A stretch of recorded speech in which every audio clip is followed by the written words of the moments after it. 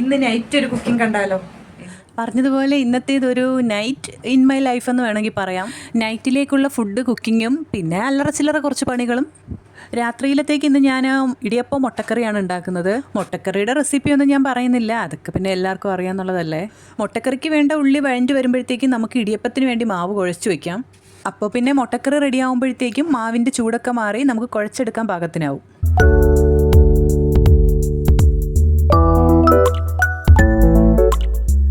ഉള്ളി നന്നായിട്ട് വഴഞ്ഞു വരുമ്പോഴത്തേക്കും പിന്നെ സാധാരണ ചേർക്കുന്ന പോലെ മുളക് പൊടി, മല്ലിപ്പൊടി, മഞ്ഞൾപ്പൊടി, ഗരം മസാല ഇത്രയും ചേർത്ത് ഒന്നുകൂടെ വഴറ്റിയെടുക്കുക.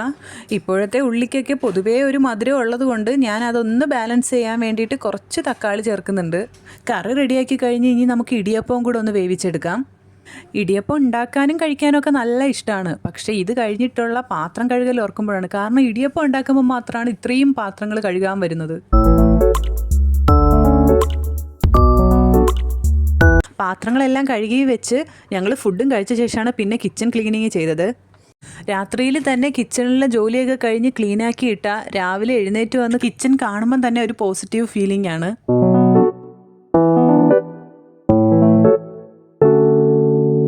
പിന്നെ നമുക്ക് റൂമൊക്കെ ഒന്ന് അടിച്ചു വരണം. അതുകൂടി കഴിഞ്ഞു കഴിഞ്ഞാൽ ഇന്നത്തെ ജോലികളെല്ലാം കഴിഞ്ഞു.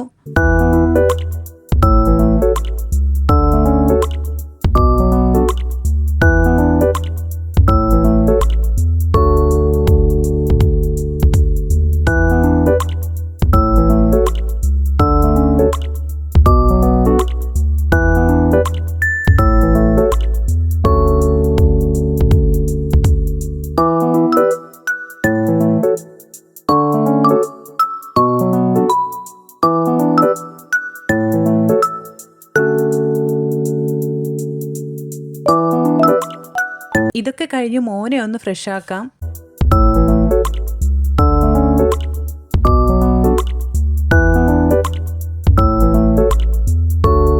പുറത്ത് ഗാർബേജ് ബോക്സിൽ നമുക്ക് വേസ്റ്റ് ഇട്ടിട്ട് വരാം.